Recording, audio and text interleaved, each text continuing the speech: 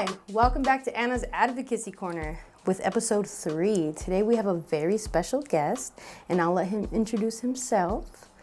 I don't know which name to give you, but I'll give you everything. I was born Curtis Montgomery, got older and came into some information, and I legally changed my name to Chayyim Israel. I am a poet, a writer, actually is what I do, and poetry seems to come out more than anything. And I was so glad I stumbled upon Rolling Start. Yeah, today we're going to get to know his story a little bit and a little bit about where he came from and where he's going and what he's been through and what keeps him motivated. Had the pleasure of being able to work with him and being able to get to know him not just as one of our consumers, but as a good friend for about almost 4 years now. So it was in there that he had showed up and, we just got to know each other better. So, like I said, this is the Advocacy Corner, and we like to talk about how you have overcome and advocated for yourself and how you continue to do it despite the things that you've been through, despite whatever it may be. So I know you've been through a lot, and I'm willing to start wherever you're ready to start.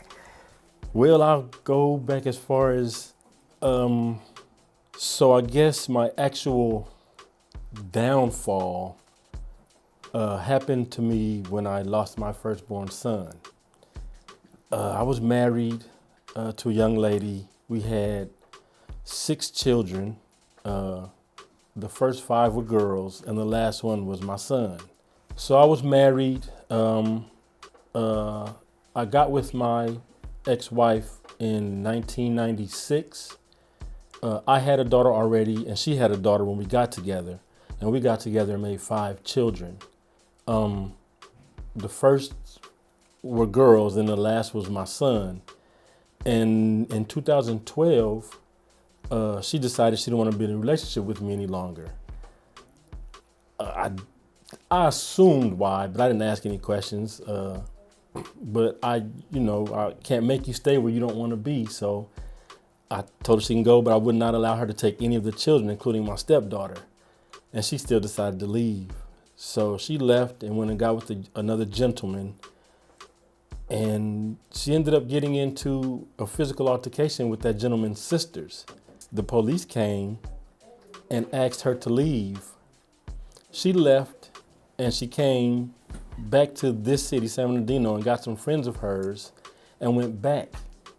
And the police came again and arrested her and let her friends go. So her friends came to my house and told me what happened. I waited about a week, and then I went to go see her because my children were, where's mom, where's mom? And I didn't tell them, what she decided and what happened or whatever, but I was just like, she'll be coming home soon.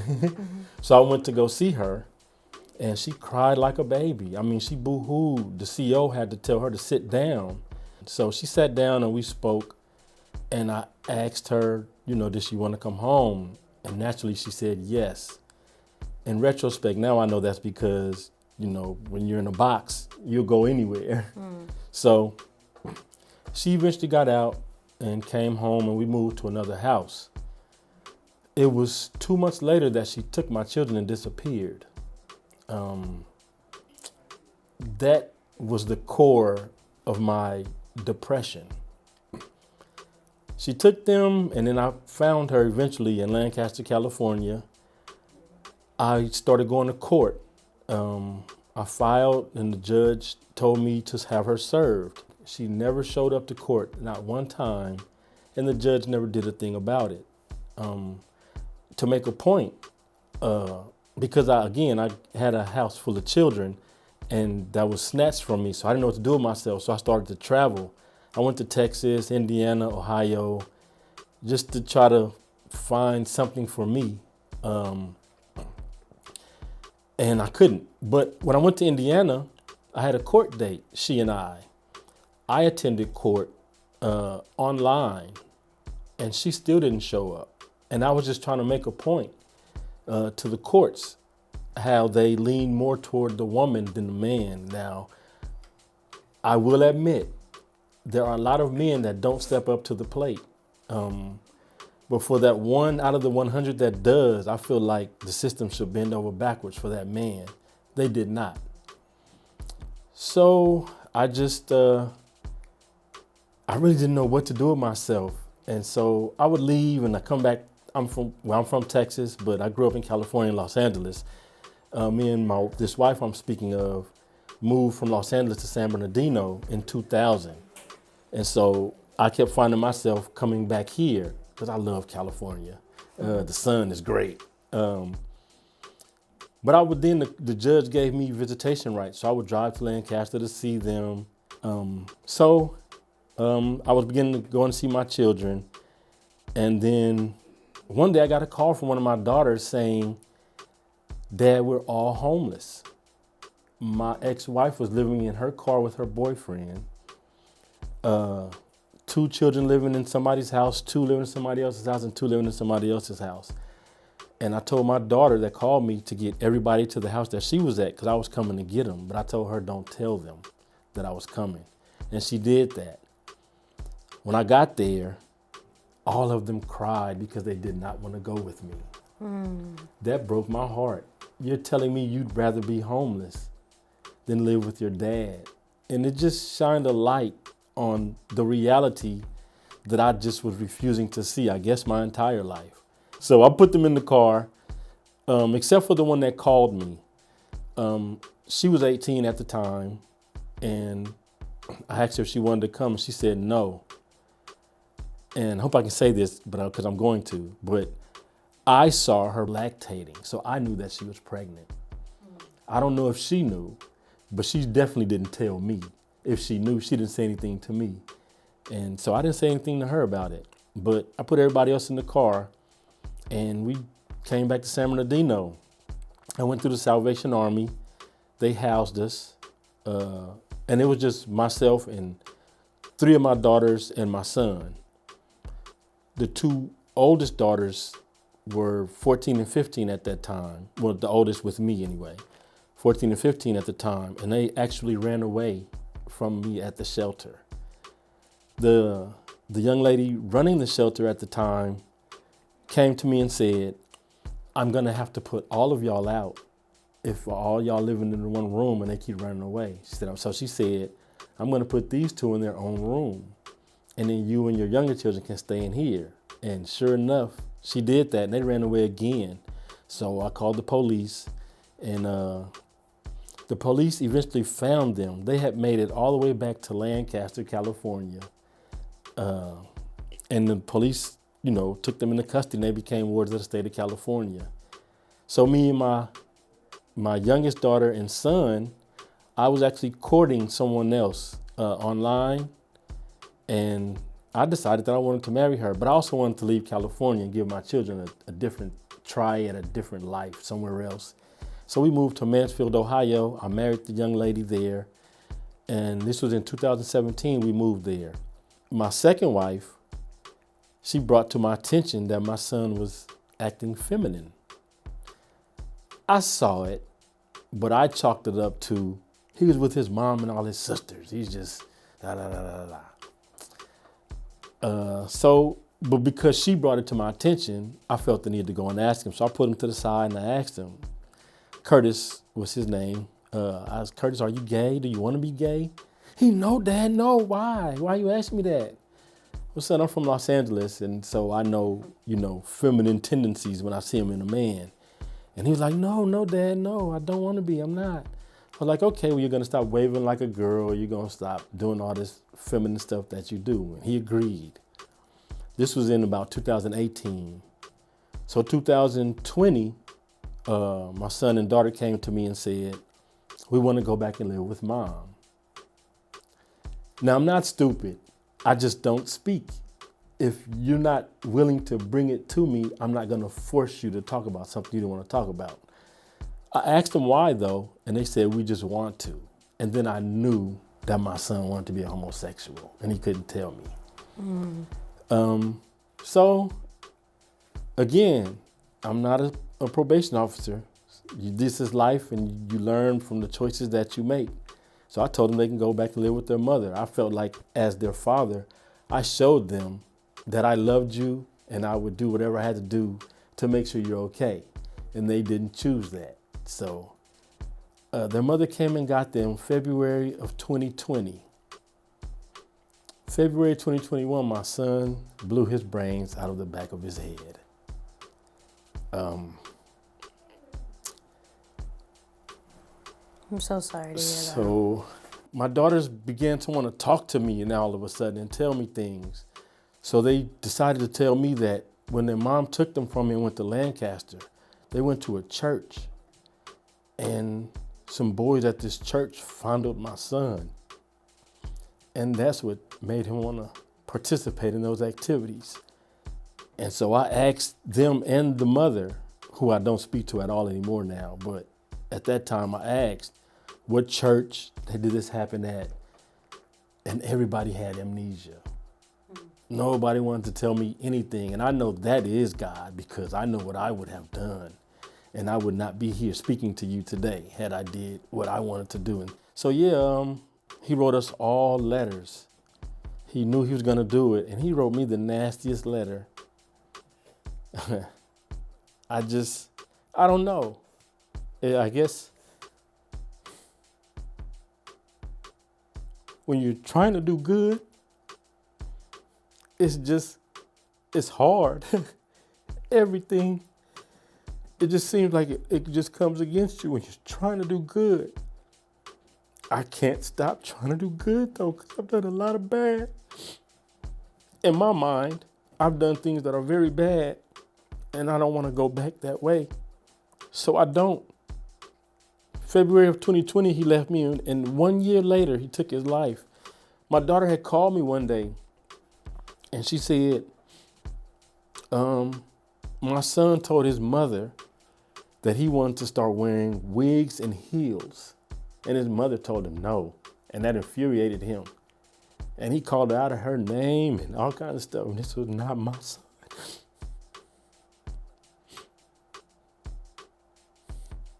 And at that time, where were you at? Where were you at in your life? Lost. I grew up in a house with 6 boys. I'm used to having a big family. And so I made one, and it was taken from me. And it broke me. I really didn't know what to do with myself. I just started traveling and walking and just being outside a lot. I became homeless. I couldn't focus. I couldn't keep a job, and I tried to remove myself from this earth. When my son passed, I have a bunch of brothers. None of them came to support me in burying my son, and my mother didn't even come. And then my mother passed 4 months after my son. I'm talking about a broken man.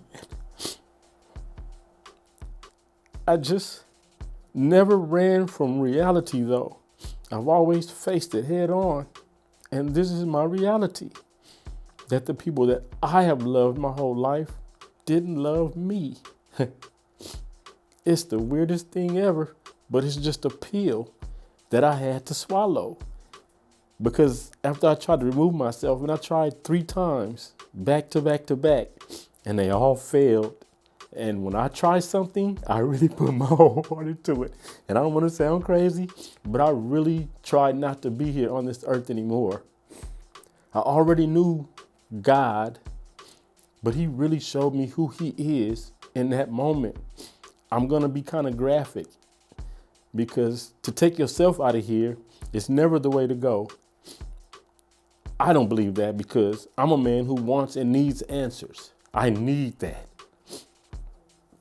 So the first time I slit my wrist, and I was in the storage unit that I had, and I was sitting in there and I slit my wrist. I started talking to God, and I watched me start bleeding. I got 4 good drops of blood out of my wrist, and I watched it start freezing.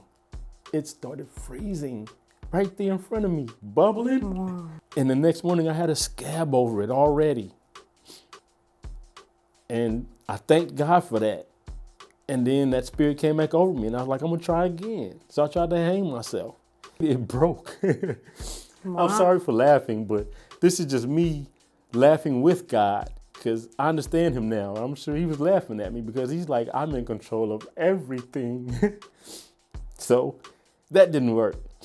And so I left out of my storage unit with the mind to go to the hospital.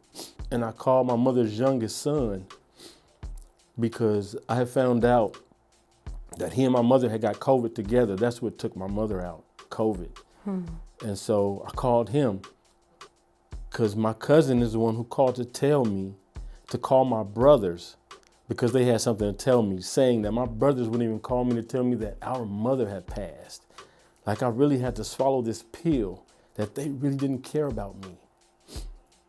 So I called him and I asked him, where's mom? And the first thing out of his mouth was, why? He said, why do I want to know where my mother is? And he eventually told me he cremated her and he had her. And I told him thank you and I hung up on him and I never spoke to him again. I don't plan to. I said, okay, I'm gonna go to the hospital. I started walking to the hospital. I got halfway there and I wanted to die again. And I was on the far side of the street and there were no cars coming. But on the other side of the street, I saw 3 cars coming, 2 cars and 1 white Toyota Tacoma. You're gonna get me, is what I told myself. So I'm walking like I'm playing like I'm crossing the street. And as soon as he got to where I thought he could not miss me, I stepped out there and somehow he missed me. Wow. He swerved around me and when he passed me, he honked his horn and he flicked me off. Yeah. And I flicked him off back and I said, you should have hit me. Yeah, he said, you're trying to have me catch a case. Yeah, he wouldn't have caught a case, though, I don't think, because I would have told him if I would have lived. I would have told him I tried to get hit. I would have done that because I don't want him to get in no trouble. This is about me. So he didn't hit me. And I went to the hospital. Now, mind you, all this had happened. This was probably a 4 or 5 hour span. So when I got to the hospital, I completely forgot that I tried to slit my wrist. I forgot I had this gash on I forgot all about it. So I get in the hospital and they finally give me a bed. And I hope I can say this, but y'all, it was the most beautiful African-American woman I had seen in quite some time. Walked over to me and she said, how you doing? I was like, I'm good. And I just kept staring at her. She was gorgeous. And she said, are you sure? And she tapped me on my wrist. And I looked down and I said, oh. And I started booing. I tried to kill myself, but I just went in. And I started telling her what happened. And she was like, did you want to get help? And I said, yes. And so she signed me up for whatever. And I ended up going to see psychologists and stuff. And this is me. I'm a thinking man. And so I don't need drugs. I've been homeless for about 3 years now, 3 or 4 years or something. And I've never done drugs. I will not do drugs because I want to be sober-minded. Whenever I decide, whatever I'm going to decide for myself, I want to be sober-minded so I can know that I'm making the right choice. So, Let's take a little break right there. Thank you. I'm going to get you some tissue. I ain't talked about this like this in a long time. Yeah, Since y'all. You definitely have an amazing story. Man, I just still can't believe it. I was at my storage unit right now, found pictures of my son and me when I was a baby. I was like, dang, y'all handsome. I got old. I don't look as good as I used to when I was a baby. I was real cute, trust me. But yeah, man, it's crazy, man. So you were in the hospital and then she asked you if you wanted some help and you went to go see a psychiatrist. And when they offered you the medication, why did you choose not to take it? Because I know there's a lot of people who do use that as... Yes, they do. I feel like that's a gateway. I've literally been homeless for about 3-4 years, literally sleeping outside. And everybody around me is on drugs. They look at me like I'm the alien because they all know that I'm not on the drugs. And I feel like that's a start because they'll start giving it to you. And after a while, you won't be able to get their drugs anymore. So you'll have to go find something else. And I refuse. And you believe that not taking those antidepressants and stuff like that, do you believe that that helped you get your mind together to be emotionally, mentally where you're at now? That and my writing. I'm a writer, and I write everything, because it helps me make things make sense. And with that being said, I actually just released a book. It's called Patience of the Saints. It's on Amazon Kindle and Barnes and Nobles as well now. And that's probably the thing that has kept me grounded my entire life. I've been writing for a long time. That's a gift given to my mother from God, passed down to me. And I think some of my other brothers have it though, but I don't think they took it as seriously as I did. That is my life. I love to write and express myself in that way. And not only does he write, he wrote a book, but he also does poetry. He was doing a poetry class here a few months ago, like a while ago. He was doing it for a little while, and a lot of people were coming out, and it was beautiful. I forgot all about that. I did do that. That was fun. I love this place. If y'all have not been to Rolling Start, come to Rolling Start just to say hello. The people are great. So where were you at when you did decide to come to Rolling Start to look for some help or whatever? Like, what brought you here? I had walked by here about 4 or 5 times, and I don't know why every time I walk by, something just made my neck go like this and just look. I don't know why. And then one day, something said go in. And I came in, and they gave me a counselor, and I went into her office, and Niagara fell.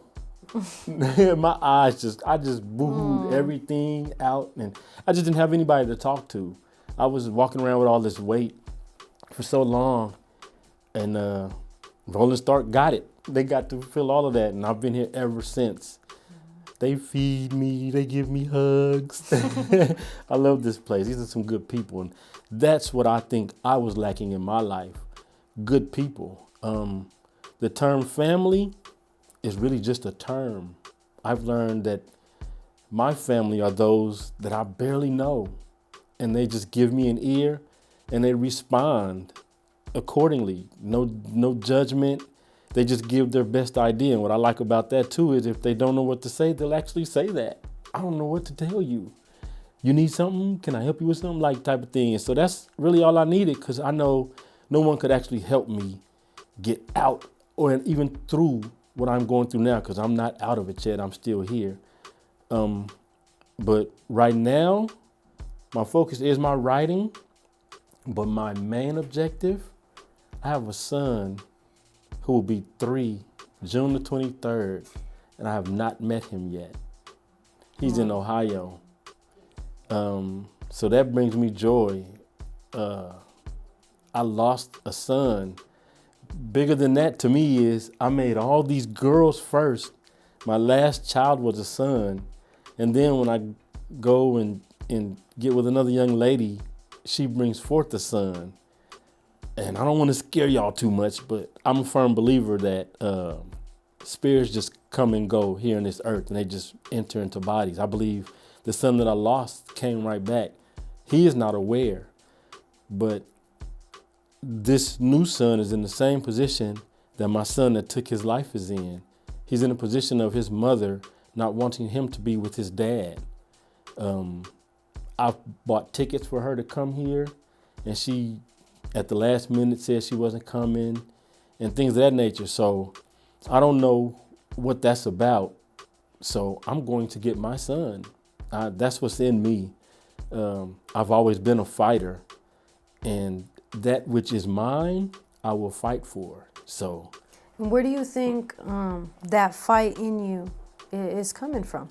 Because that's a question that we've been asking often. Is like I was mentioning, Richard. You know, it seems like a lot of his comes from the strength that he has in him. You know, he didn't want to be homeless. He didn't want to be having his family that wasn't really there taking care of him. He maybe a little bit of pride is where it was coming from, being on the streets in LA, and Terry was, a lot of people were telling him he can't, you're not man enough, you're not this, you're not that. Wow. And so, and in God, that's what he said, God helped him to stand firm on something, you know, when he couldn't, God could, and that's what helped push him. So a big question is, I'm going with that. It had to be God. because everything physical in the flesh that I loved had turned on me. And I needed something or somebody to speak to and put this on. And it strengthened my relationship with God. This situation that I'm in actually has strengthened my relationship with him. I don't need people anymore. I just desire them because I don't live on this earth by myself. You know, I'm here with people. So I like to interact with people. But as soon as I smell, see, observe anything nasty, my turnaround walk away game is very strong now. I don't allow any nonsense in my life at all. So God keeps you motivated. He keeps me motivated. And do my you son, my new and son. your son? And do you remember the moment that you gave your whole self to God? Me myself personally, Or like the I'll say when my time? children were taken. When she took them in 2012, it was about 2013. A friend of mine from high school called me and asked me what I was doing. I told him what I was going through. He was like, "Come to my house, man. I got something to share with you." So I went to his home and he shared some information with me. And it became my new foundation. And I'll tell you, my name was Curtis Montgomery. It is now Chayyim Israel. I am an Israelite by blood. I have learned that, and that is a strength in me I can't even explain because I didn't know my family past my mother, father, and grandfather. I knew my mother had a sister, knew my auntie and her 2 children. But other than that, only family I was around was my brothers, my stepdad, and my mother, my whole life. So, I love people, and I don't want us to completely turn our backs on one another because we do need each other. And to this day now, you know, you've been through all that, and you were living on the streets for a long time. I know you were living with your family for a little while, and now you're back here with us at Rolling Start again. Where are you, like mentally, emotionally, spiritually? Like what has you now carrying you to continue? Well, I've been poor a very long time. I had a bunch of children. We were getting by. So I'll be honest with you. I want to experience the other side of life. I want to have untold riches. And I say that's just me talking big. I just want to know where I'm going to eat and sleep every day and not have to worry about that. I don't need a big house because it's just me now. But I want to live. I literally right now still sleep outside. My core was taken from me, and so I didn't know what to replace it with. I have a hole in me, and I'm still finding something to replace that, but nothing will. I was born to be a father, and I've had children, and I've not raised not one of them to adulthood. So that's something that I want to accomplish. I'm 55 years old now, and if it happens, it happens, but I'm not looking for it to happen. I really want to be able to sustain myself, make sure I'm okay, and then if people need help, decide if I want to help them or not. And that's just my truth. I'm not giving myself as I used to anymore because you become a doormat. And unfortunately, people step on doormats and they keep walking. So I don't want to be a doormat anymore. Yeah. Yeah, no, well, we appreciate you, sharing your story with us because advocacy can look so many different ways. And as we heard from his story, like he was his only advocate. I need to keep pushing. I need to take care of myself. I need to take care of my kids. I need to take care of, and that's something about personal advocacy is getting what you want or what you need out of your life or out of organizations or out of whatever it may be. It's speaking up for yourself, And I think your mindset now, you just said, you don't want to be a doormat no more. That's you advocating for yourself because you were treated like one before, And I think it shows a lot of strength and just your willingness to live and to teach. A father is a teacher, you know, and knowing him personally, we've had so many long talks, and I've learned so much from you, you know. Ditto. So much strength and like so much wisdom that I've gotten from this man, and just being in this moment and being able to share with everybody else is definitely a blessing. Yes, honestly, indeed. is what it is. And being able to take his poetry classes and you know, share a little bit back and forth and stuff, like, it's been amazing. And like he said, he has a book on Amazon and Barnes and Nobles. And we can put a link in the description. Okay. And I thank you so much. Can I give a little piece? Yeah, please. I just want to share just a little something. I cry in my sleep and awake with a smile, because nothing of this world is worth my while, but I find joy because I seek it. I take what I need and then I re-release it. But shortly after cometh the pain, if not first. That's the little piece of a poem I wrote called Joy's Pain. That's the beginning and the end of it. I just thought I'd share that with y'all. Thank you for having me. Thank you all for listening and watching. And y'all please stay tuned. This young lady is very bubbly. She's a sweetheart and she's great.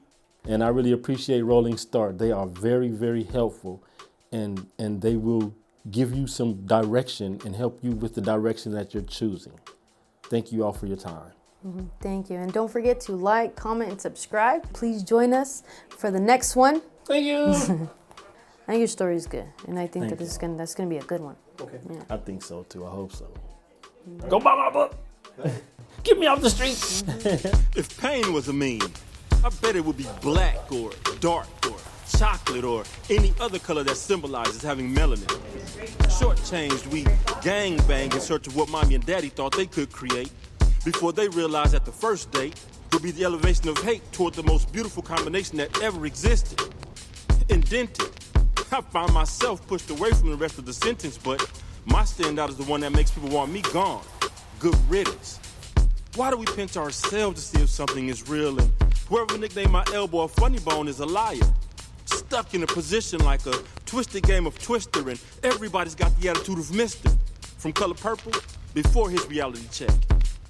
Speaking of checks, never mind, cause my grind is grinding me in a powder, and the thought of getting mine screams louder.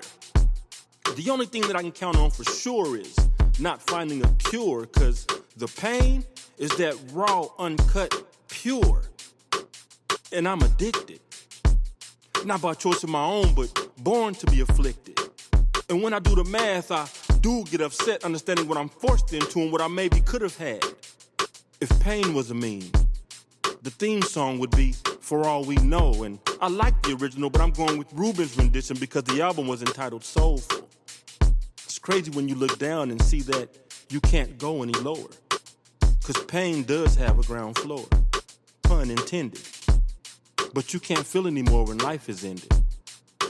I keep taking deep breaths in, but still short-winded. Something good happened to me the other day. I was offended. A real place. A place.